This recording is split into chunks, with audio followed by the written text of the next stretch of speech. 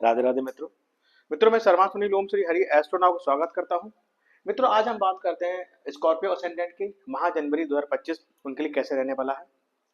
इससे पहले कि हम अपना टॉपिक का प्रारंभ करें, मैं आप सब लोगों को नव वर्ष की हार्दिक शुभकामनाएं देता हूं। साथ ही भारतीय गणतंत्र दिवस की आपको बहुत बहुत शुभकामनाएं देता हूं। मित्रों, लौटते हैं अपने टॉपिक पर। स्कॉर्पियो असेंडेंट जनवरी 2025 यानी कि माह जनवरी 2025 या कह लीजिए नव वर्ष का पहला महीना वृश्चिक लगन वालों के लिए कैसा रहेगा, on the basis of transit हम बात करेंगे।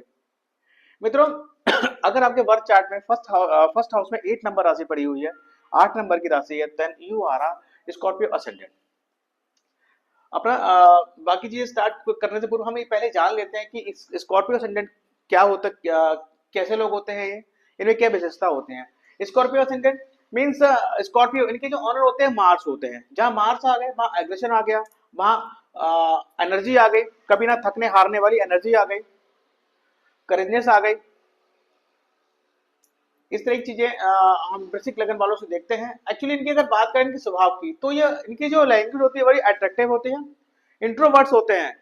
ये क्या होते हैं, क्योंकि इनके सेकंड हाउस में जो होते हैं ना, गुरु की राशि पड़ी होती है, तो ये शुरू में खुलते नहीं है, लेकिन जैसे जैसे आप इनसे बात करेंगे ये खुलते जाएंगे और आपसे बात करते जाएंगे तो आपको लगेगा सच ही या she is a very good person.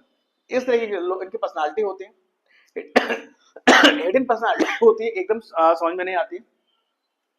तो बात करते हैं वृश्चिक लगन वालों के लिए ये माह कैसे रहने वाला है।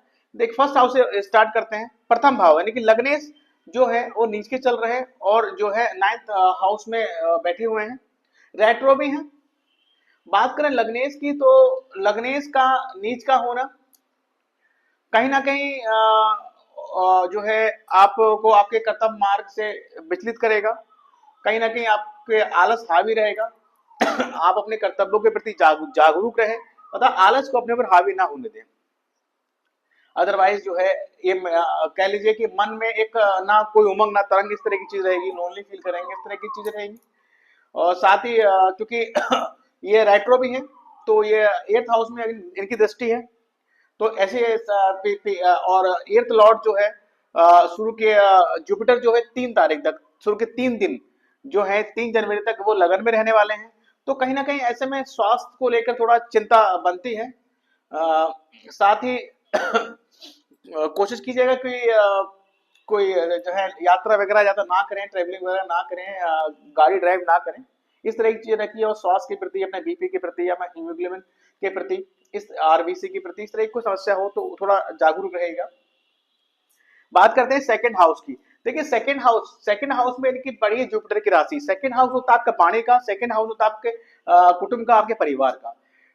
जो स्कॉर्पियो वाले होते हैं ना, ये अपने बाड़ी के बहुत धनी होते हैं, बहुत कहते हैं बाक पटु, यानी कि टॉकेटिव होते हैं, अच्छे से बोलना जानते हैं। एक क्योंकि गुरु की राशि पड़ी हुई है और गुरु की राशि का सेकंड भाव में होने से इनका अच्छा क्या रहता है, इनकी जो अपने घर से यानी परिवार से अच्छे संबंध रहते हैं, क्योंकि ये मीठा बोलते हैं, कायदे से बोलते हैं, हिसाब से बोलते हैं, सिलेक्टेड बोलते हैं, तो इसलिए इनके संबंध अच्छे बने रहते हैं। अब बात करते हैं, देखिए सेकंड हाउस में जो है, सेकंड हाउस की बात करते हैं तो गुरु की जो पोजीशन है, सेकंड लॉर्ड का बैठा है, सेकंड लॉर्ड बैठे सेवंथ हाउस में, जो कि रेट्रो है, यानी कि उनका जो एक्सपेक्ट है वो छठे भाव में है।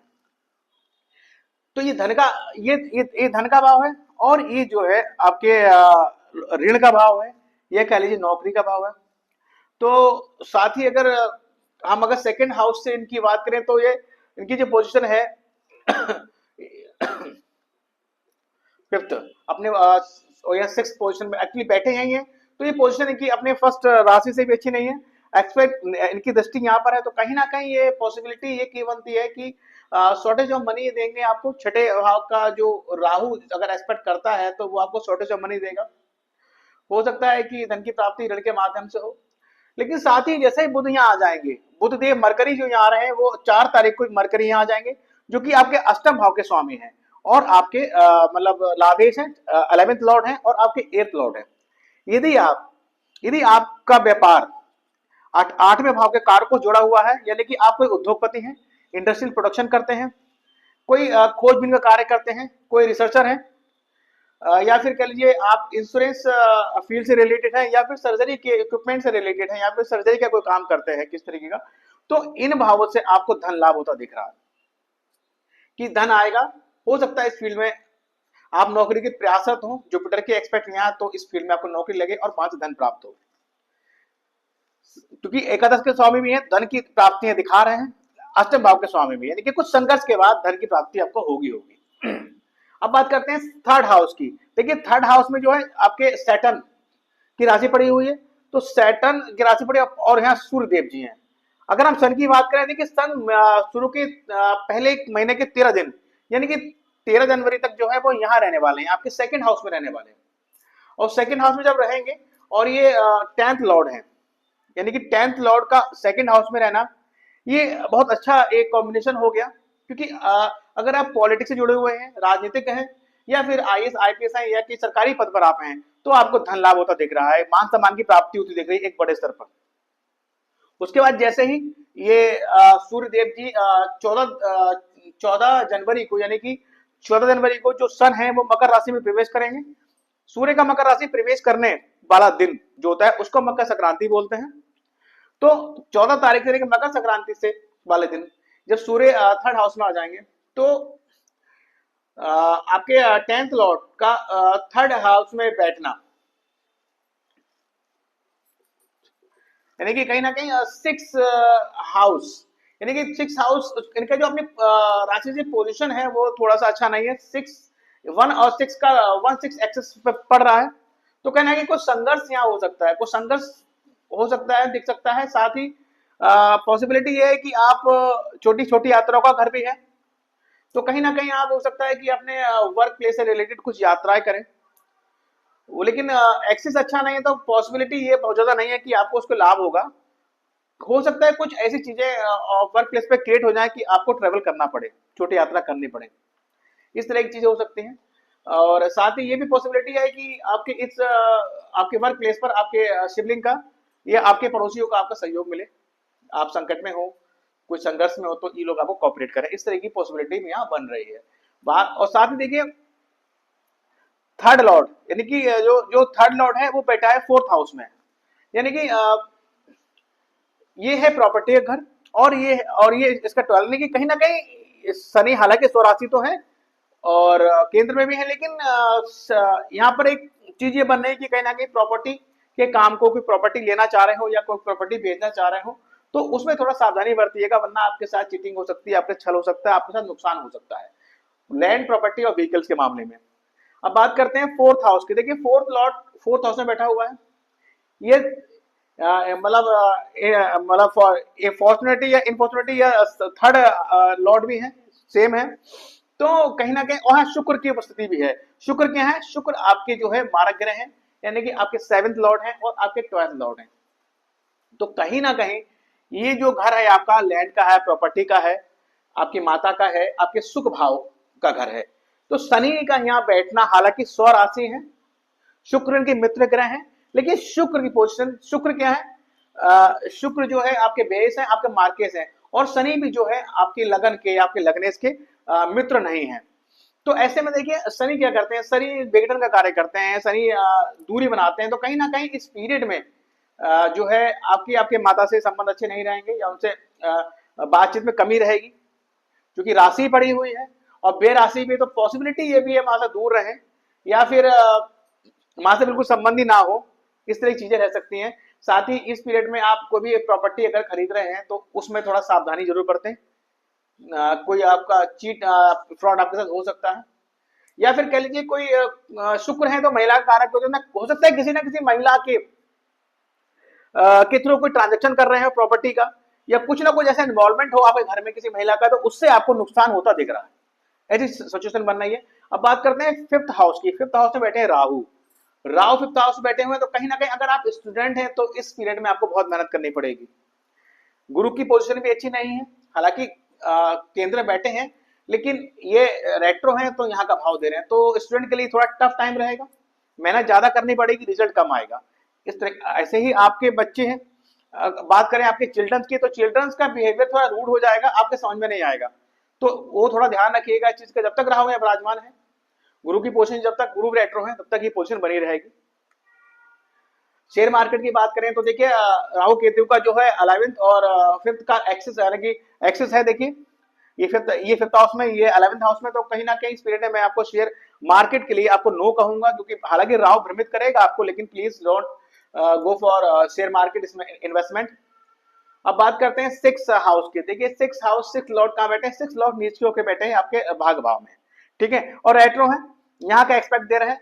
तो अगर आप नौकरी की तलाश कर रहे हैं, नौकरी के भाव है, और वो नौकरी आप तलाश कर रहे हैं, आपका फील्ड है इंडस्ट्रियल प्रोडक्शन है, इंश्योरेंस फील्ड में नौकरी तलाश कर रहे हैं, या फिर आप सर्जरी से रिलेटेड किसी भी फैक्ट्री में अगर नौकरी तलाश कर रहे हैं, तो आपके लिए ये पीरियड में जो है आपका काम बनता हुआ दिख रहा है। अदरवाइज किसी और फील्ड में अगर आप सोच रहे हैं तो ये भाव कमजोर दिख रहा है। हालांकि भाग भाव में बैठे हैं, त्रिकोण बैठे हैं, लेकिन नीच के हैं लग्नेश। तो इस तरह की चीजें हैं। साथ ही यहाँ पर ये पॉसिबिलिटी भी है कि आपका हीमोग्लोबिन यहाँ पर डाउन हो सकता है, और साथ ही आपके शत्रु, देखिए शत्रु आपके आपके बराबर के होते हैं। शत्रु से कोई जो है वाद विवाद हो सकता है, लड़ाई झगड़ा हो सकता है, और इस तरह की चीजें हो सकती हैं। ऋण की बात करें तो आप ऋण की बात करें तो शायद पॉसिबिलिटी ना हो मिल पाए, लेकिन थोड़ा संघर्ष तो रहेगा रहेगा, अगर मिलेगा तो संघर्ष के साथ मिलेगा। इस तरह की चीजें रहेंगी। और बात करते हैं सेवेंथ हाउस की। देखिए सेवेंथ हाउस में क्या है? सेवेंथ हाउस में जुपिटर बैठे हुए रेट्रो है, और सेवेंथ जो हाउस है, इनके जो ऑनर हैं यानी कि शुक्र देव जी हैं, उनकी पोजीशन जो है केंद्र में बैठे हुए हैं, अच्छी पोजीशन है। तो कहीं ना कहीं, लेकिन ये रेट्रो तो यहाँ का एक्सपेक्ट कर रहा है। तो इस पीरियड में अगर आप पार्टनरशिप बिजनेस कर रहे हैं तो उसमें नुकसान दिख रहा है।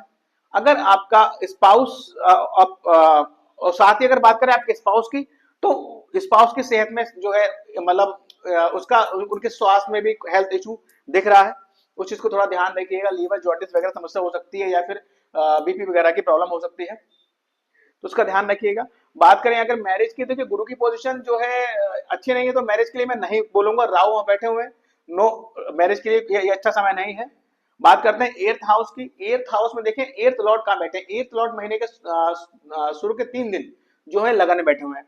तो कहीं ना कहीं अगर आप देखिए, दो चीजें हैं, अगर आप एर्थ 8वें भाव के कारक तत्वों से जुड़े हुए हैं और उससे रिलेटेड कोई व्यापार या आपकी फैक्ट्री है या फिर उद्योग धंधे हैं, तब तो देखिए आपको यहाँ अच्छा वो रिजल्ट मिलेगा। कहीं ना कहीं आप पॉजिटिव रहेंगे इस फील्ड के लिए और आपको लाभ तो दिखेगा। लेकिन अगर आप इन फील्डों से जुड़े नहीं हैं और आपका जो प्रोफेशन है या आपका काम धंधा इनसे रिलेटेड नहीं है, तो कहीं ना कहीं ये आपके जो है दिमाग में संघर्ष देगा, स्वास्थ्य को बिगाड़ेगा।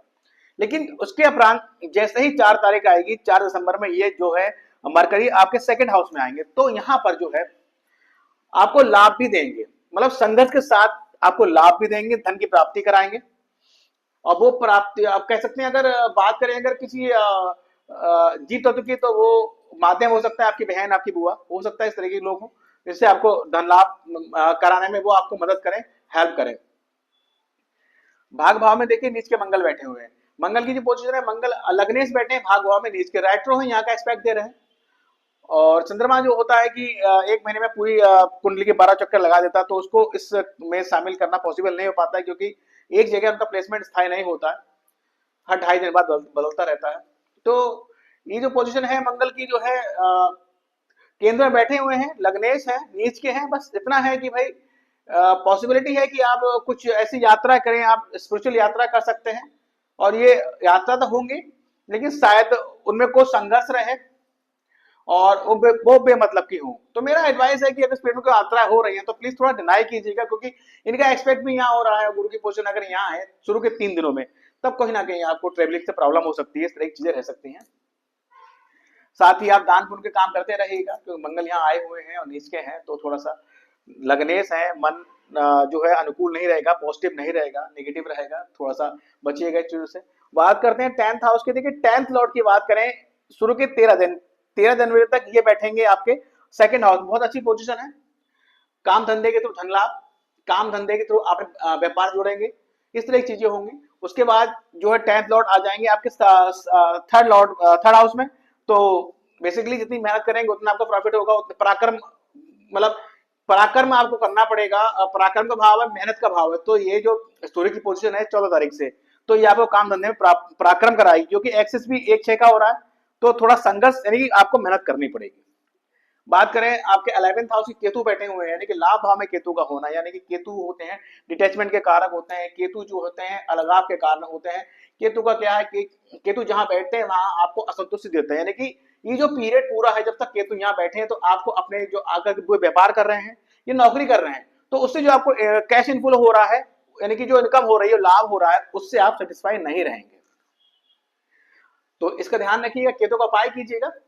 बात करते हैं देखिए ट्वेल्थ लॉर्ड की। ट्वेल्थ लॉर्ड देखिए, ट्वेल्थ लॉर्ड वीनस कहाँ बैठे हैं? आपके 4th हाउस में बैठे हैं। यानी कहीं ना कहीं अगर ये बात करें तो व्हीकल्स का वे या व्हीकल के थ्रू कोई एक्सीडेंट दुर्घटना इस तरह की चीजें दिख रही हैं।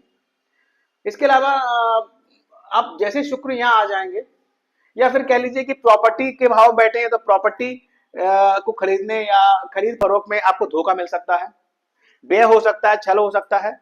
अब जैसे शुक्र यहाँ आ जाएंगे, यानी कि 27 जनवरी को शुक्र यहाँ आ जाएंगे, यानी कि मीन राशि 28 जनवरी को शुक्र मीन राशि में आ जाएंगे जहां ये उच्च के होते हैं। मीन राशि में शुक्र उच्च के होते हैं, लेकिन साथ राहु बैठे हुए हैं।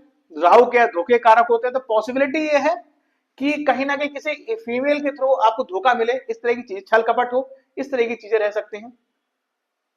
साथ में शुक्र की जो पोजीशन है इसमें मैं एक बात ये कहूंगा, अगर कहीं किसी को आपने धन दे रखा है उधार तो उसे मांगिएगा, वो आपको मिल सकता है। इसके अलावा बात करते हैं कुछ तिथियों की। तो देखिए अमावस्या तिथि है 29 जनवरी को, जिसको हम बोलते हैं मौनी अमावस्या, यानी कि वो अमावस्या जिस दिन हम व्रत इस संकल्प के साथ रखते हैं कि हम दिन भर कुछ नहीं बोलेंगे और व्रत धारण के बाद ही हम बात करेंगे। मौनी अमावस्या होती है। अगर आप अब देखिए आपकी जन्म पत्रिका में राहु का जो एक्सिस है केतु का अच्छा नहीं लगा हुआ है, यानी कि आपके संतान भाव में लगा हुआ है, आपके प्रेम भाव में लगा हुआ है, तो इससे आपको नेगेटिव रिजल्ट प्राप्त हो रहा है, या फिर जन्म के राहु आपके लिए अच्छे नहीं है, तो आप अमावस्या वाले दिन सुबह उठें, श्री विष्णु सहस्त्रनाम का पाठ करें। अगर पाठ करना पॉसिबल ना हो तो मोबाइल पे आरडी वगैरह पे सुन सकते हैं मंदिर में घर के बैठकर। साथ ही आसपास कोई नहर हो, पानी जैसे पानी बह रहा हो उसमें नारियल प्रभावित करें। अगर ये सुविधा भी उपलब्ध ना हो तो किसी मंदिर में जाकर यथा सामर्थ्य आप नारियल दान कर सकते हैं। राहु के लिए जो है आप नारियल दान कीजिए। केतु से अच्छा रिजल्ट प्राप्त नहीं हो रहा है तो जाड़ों का समय है, कंबल दान कीजिए, काले कुत्ते को आप खाना खिलाइए, ब्लैक डॉग्स को खाना खिला सकते हैं, ये सब रेमेडीज इसकी है। बात करें चतुर्थी की, देखिए 3 जनवरी को विनायक चतुर्थी है और 17 जनवरी को जो संकष्टी चतुर्थी है। अब देखिए आपका प्रॉपर्टी का काम नहीं हो रहा, मंगल आपका लगने से ये क्या होता है, मंगल के नेगेटिविटी को कम करता है। आपके मंगल नीचे चल रहे हैं, प्रॉपर्टी काम नहीं बन रहा है, ये आपकी जन्मपत्रिका में मंगल का प्लेसमेंट अच्छा नहीं है, इससे आपके बहुत सारे काम, प्रॉपर्टी काम अच्छे नहीं बन रहे हैं, भाई संबंध अच्छे नहीं है ये। इसके अलावा अब बात करें आपकी लगन की, देखिए आपके अष्टम भाव यानी कि संघर्ष का ये संघर्ष देता है। और इसके अलावा देखिए ये देखिए जो मंगल है, सॉरी एक छठे भाव का हाँ बुध की बात करें 3 और 6, आपका जो है अष्टम भाव आयु का भाव होता है। कहीं ना कहीं हेल्थ इश्यू चल रहा है, संघर्ष है लाइफ में, लाभ भाव में से आपको अच्छा रिजल्ट प्राप्त नहीं हो रहा है, तो इन सब चीजों के लिए आपको जो है गणेश उपासना करनी चाहिए। उस दिन मंदिर जाएं, गणेश जी की पूजा अर्चना करें, उनको लड्डू का भोग लगाएं, उनके चरणों में ध्रुवा अर्पित करें, ताकि इन भावों से संबंधित आपको अच्छे रिजल्ट प्राप्त हो। बात करें प्रदोष व्रत की, तो 11 जनवरी को शनि प्रदोष है, 27 जनवरी को सोम प्रदोष है। अब देखिए 4 नंबर राशि आपका भाग, भाग के स्वामी आपके चंद्रमा है। चंद्रमा जो शिव जी को डिनोट करते हैं, तो आपको अपने भाग्य को बढ़ाने के लिए, यानी कि होता है क्या ना, जन्म पत्रिका में सबसे जरूरी होता है कि आप अपने भाग को बढ़ाएं। आपका भाग्य भाव कमजोर है तो फिर जब सब कुछ भाग्य से मिलता है, भाग्य भाव कमजोर है तो फिर आपको सफलताएं कैसे मिलेंगी। तो कहीं ना कहीं अगर आपके 9th हाउस से रिलेटेड समस्याएं हैं, भाग का साथ पूरा नहीं मिल पा रहा है, तो आप शनि प्रदोष करें, सोम प्रदोष करें, और इस दिन जो शिवालय जाएं, व्रत रखें, शिवलिंग पर जलाभिषेक करें, शिव जी से क्षमा याचना करें, पूजा अर्चना करें, तो कहीं ना कहीं आपके भाग को मजबूती मिलेगी, बल मिलेगा। इसके अलावा मैंने कुछ तिथियां लिख रखी हैं। देखिए ये जो तिथियां हैं, इन तिथियों में कोई भी इंपॉर्टेंट निर्णय हो, डिसीजन हो, चाहे वो आपके पर्सनल लाइफ से रिलेटेड हो, चाहे व्यापार से रिलेटेड हो, चाहे नौकरी से रिलेटेड हो, इन तिथियों में आप वो निर्णय को ना लीजिएगा। तिथियां नोट डाउन कर लीजिए, 2, 3, 10, 11, 17, 18, यानी कि 2, 3, 10, 11, 17 और 18 जनवरी, ये वो तिथियां हैं। इन तिथियों में कोई भी इंपॉर्टेंट डिसीजन आप ना लें तो ही बेहतर रहेगा। इसके अलावा बात करें आप वृश्चिक लगन वालों की, ये जो है कौन कौन सी राशियां लकी होती हैं, देखिए मैंने लिखा है कैंसर, सेटेरियस और पाइसिस, ये 3 राशियां हैं, यानी कर्क, धनु और मीन। ये वो राशियां हैं जो आपके लिए बड़ी लकी होती हैं। आपके संपर्क में ऐसे लोग हैं, आप जानते हैं कि इन राशियों के ऑनर हैं वो, तो प्लीज इन लोगों से बना के रखिए, इनकी राय लीजिए, अप्लाई कीजिए, आपको बहुत लाभ होगा। इसके अलावा देखिए मैंने कुछ मेन मेन पॉइंट लिख दिए हैं। थोड़ा उस पर एक बार नजर डाल देते हैं। देखिए फर्स्ट लिखा है लेजीनेस, मतलब मैंने कहा ना कि लगनेस है, नीच के हैं, तो थोड़ा सा आलस आएगा, आलस हावी रहेगा। कर्तव्यों के प्रति जागरूक रहिए, आलस मत करिएगा। वर्क प्लेस पर आपको कोई ना कोई मान सम्मान मिलेगा, हेल्थ इशू रह सकता है, मनी की शॉर्टेज रहेगी, बिजनेस के लिए मैंने नहीं बोला है, शेयर मार्केट के लिए नो बोला है, फाइनेंशियली लॉस दिख रहा है, लेकिन साथ साथ आपको प्रॉफिट भी होगा तो आपको लॉसेस भी होंगे, क्योंकि छल कपट दिख रहा है प्रॉपर्टी को बेचने में है, या फिर किसी महिला से कोई फ्रॉड दिख रहा है, इस तरह की चीज दिख रही है। प्रॉपर्टीज व्हीकल लॉस दिख रहे हैं, फ्रॉड दिख रहे हैं, फ्रॉड फॉर फीमेल लिखा हुआ है, कोर्ट कचहरी इशू हो सकता है। चिल्ड्रन बिहेवियर आपका डिफरेंट होगा, उनसे थोड़ा आर्गूमेंट ना कीजिएगा, कुछ टाइम ऐसा चल रहा है। प्रॉब्लम अभी लॉसेस फ्रॉम चिल्ड्रन, ठीक है। राहु और केतु का जो एक्सेस है उसके थ्रू कहीं ना संतान से का संतान से नुकसान दिख रहा है। किसी बेमतलब किसी से उलझिएगा नहीं, मंगल नीच का है आपका, अष्टम भाव का एस्पेक्ट दे रहा है। साथ ही alert on the view of female, ठीक है, मैंने कहा 27 तारीख से जैसे ही के बाद जैसे ही शुक्र यहाँ आ जाएंगे 28 से, थोड़ा अलर्ट रहेगा, किसी न किसी महिला से कोई पंगा मत लीजिएगा वरना आपको नुकसान होगा। स्टूडेंट के लिए एक वर्क राहु देखिए फिफ्थ हाउस में है, अगर आप स्टूडेंट है, राहु बैठा हुआ है तो, और गुरु की स्थिति भी अच्छी नहीं है, तो कम तो स्टूडेंट है तो आपको वर्क हार्ड करना पड़ेगा, जो मेहनत कर रहे हैं उसके हिसाब से आपको रिजल्ट प्राप्त नहीं होगा।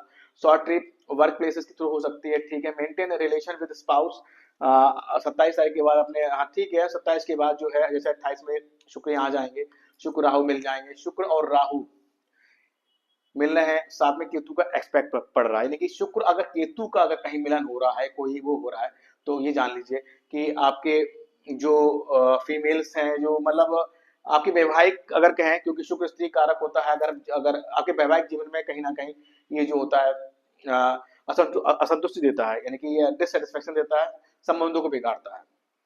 बात करें रेमेडीज की, देखिए वृश्चिक लगन वाले जो होते हैं उनके लिए उनको विष्णु उपासना करनी चाहिए, हनुमान उपासना करनी चाहिए। स्टोन की बात करें कोरल टोपाज, रुद्राक्ष की बात करें 12 मुखी रुद्राक्ष, अगर ये बच्चों के प्रोग्रेस के लिए है धारण कर सकते हैं। 16 मुखी अगर भाग को बढ़ाने के लिए 16 मुखी रुद्राक्ष जो है आप पहन सकते हैं, ये आपके भाग को बढ़ाने में सहायक रहेगी। इसके अलावा जो है